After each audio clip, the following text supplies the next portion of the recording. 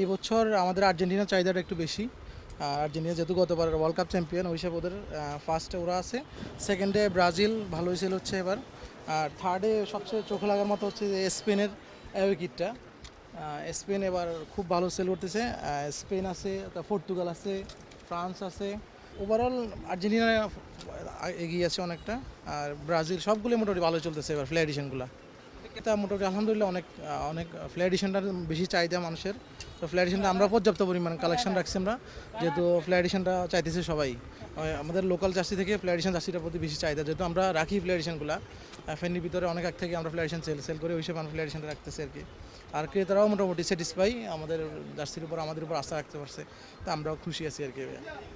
আমি ব্রাজিল করি সেই 1984 থেকে ব্রাজিল মানে তখন আমি ব্রাজিলের বিশেষ করে পেলের জন্য। কালো মানিক আমরা বই পড়ছি, কালো মানিক নাম, পেলের নাম তো কালো মানিক। তো অনেক ভালো খেলে এবং কি ওর স্কিল, ওর বল ডিবলিং, বল টান মানে অসাধারণ। ম্যারাডোনা ঠিক আছে, ম্যারাডোনাও ভালো খেলে, কিন্তু ম্যারাডোনা আর পেলে 19-20 ম্যারাডোনাও ভালো খেলে। বর্তমানে আছে মেসি, এক নম্বরে আছে, অবশ্যই স্বীকার করতে হবে। আমি যদিও ব্রাজিল করি, কিন্তু মেসিরে আগায় রাখবো। তারপরে মেসির পরে নেইমার। নেইমারের আরেক স্টাইল, মেসির আরেক স্টাইল। নেইমারের ডিবলিং আবার আরেক। তারপরে ব্রাজিলের আছে রোনালদিনহো।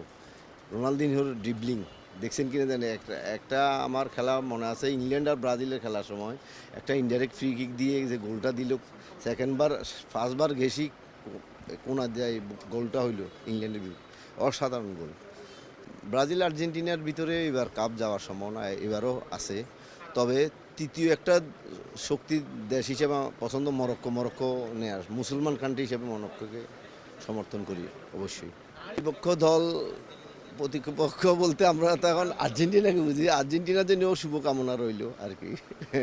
আর্জেন্টিনাও ভালো খেলে, বিশেষ করে মেসির এবার শেষ বিশ্বকাপ, এই জন্য আর্জেন্টিনার জন্যও শুভকামনা।